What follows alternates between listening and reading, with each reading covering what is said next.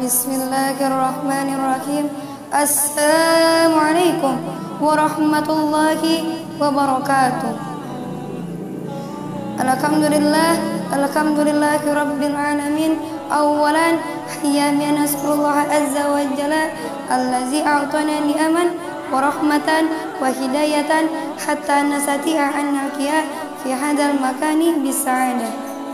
Nabiyan salatan wa salaman ila habibana wa maulana wa qul khairul anbiya'i Muhammad sallallahu alaihi wasallam alladzi qad hamalan nasi ila zulmati ila nur ila siratal mustaqim.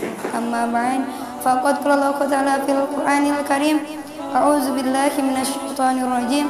Bismillahirrahmanirrahim. Wa ma anzalna ala abdina yaumal furqana yaumal taqal jam'an. Al-ayah. Wa qala Rasulullah sallallahu alaihi wasallam, ta'ahadu Qur'anna faladi Muhammadin biadi laku asyadu tafalutan minal ibili minal uqliha. Alhamdulillah, berdirinya saya di sini akan menyampaikan materi yang berjudul Al-Quran. Al-Quran adalah pedoman hidup umat manusia. Bahkan hukum-hukum dalam Al-Quran, hukum-hukum dalam Islam didasari oleh Al-Quran.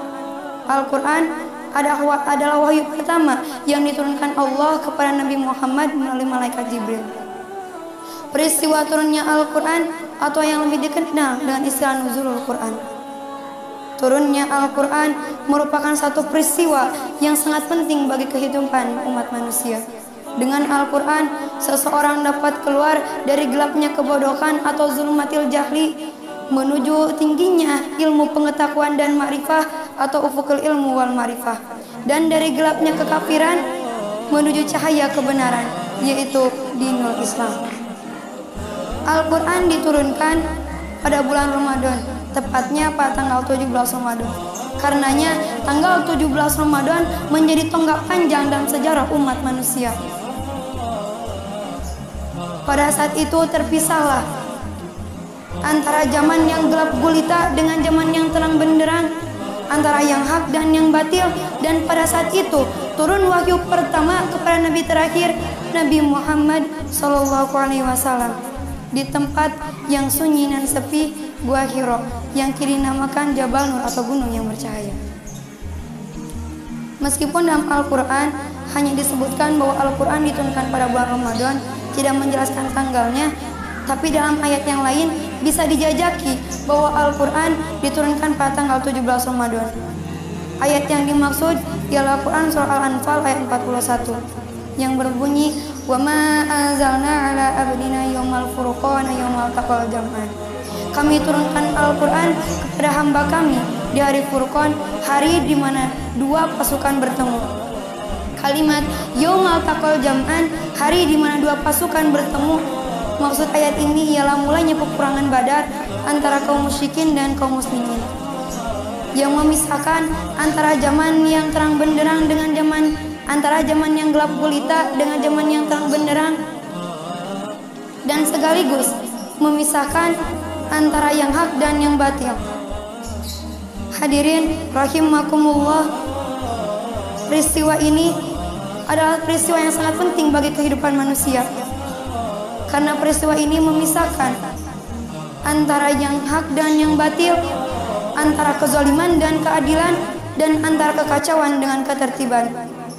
Hadirin rahimakumullah, Allah Subhanahu wa taala menjelaskan secara terperinci mengenai fungsi Al-Quran di dalam Al-Quran sendiri.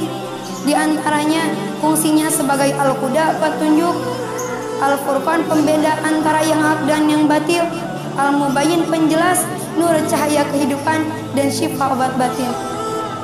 Itu semua membuktikan betapa agungnya nilai Al-Quran. Maka Al-Quran adalah konsep dasar menuju kebahagiaan, menuju kehidupan yang bahagia, yang hakiki, baik di dunia maupun di akhirat. Bahkan Abu Hurairah radhiyallahu anhu pernah meriwayatkan bahwa Rasulullah SAW pernah bersabda, jika kalian ingin bertemu dengan Allah di hari kiamat, maka muliakanlah Allah. Lalu para sahabat bertanya, apakah benar Allah mempunyai kerabat? Maka beliau menjawab, benar. Maka para sahabat bertanya, qala ya Rasulullah, siapa mereka? Lalu Rasulullah SAW menjawab, mereka adalah orang yang sering membaca Al-Quran. Ingatlah, ketika kalian memuliakan mereka, maka Allah akan mengaruni kalian dengan surga. Dan barang siapa yang menghinakan mereka, dan Allah akan menghinakan kalian dan memasukkan kalian ke dalam neraka. Sungguh beruntungnya, sungguh mulianya seorang ahlul Quran. Bahkan ketika nanti seorang ahlul Quran akan masuk ke dalam surga, semua pintu yang ada di surga memperebutkan kepada satu ahlul Quran itu. Kata pintu ahli zakat, dia ke sini masuknya. Kata pintu ahli tahajud, dia ke sini masuknya. Masya Allah. Dan nanti ketika seorang ahlul Quran akan memasuki pintu surga, maka orang tuanya dipanggil. Lalu orang tuanya dipakaikan jubah kemuliaan. Lalu ahlul Quran itu dipakaikan mahkota kehormatan. Lalu orang tuanya berkata dan bertanya kepada Allah, ya Allah, mengapa kami dipakaikan jubah kemuliaan ini? Lalu Allah menjawab, ini berkat kalian menyuruh anak kalian mempelajari Al-Quran, memahami makna Al-Quran dan bahkan menghafal Al-Quran. Sungguh beruntung yang menjadi ahlul Quran. Kita ingin menjadi ahlul Quran, maka ada dua cara yang kita bisa lakukan. Yang pertama, kita menjadi ahlul Quran, orang yang membaca Al-Qurannya lancar, orang yang memahami makna Al-Quran dan bahkan mengamalkannya, dan bahkan menghafalnya. Jika kita belum bisa menjadi yang kedua, maka ada cara yang pertama, dengan menjadi orang yang memuliakan ahlul Quran.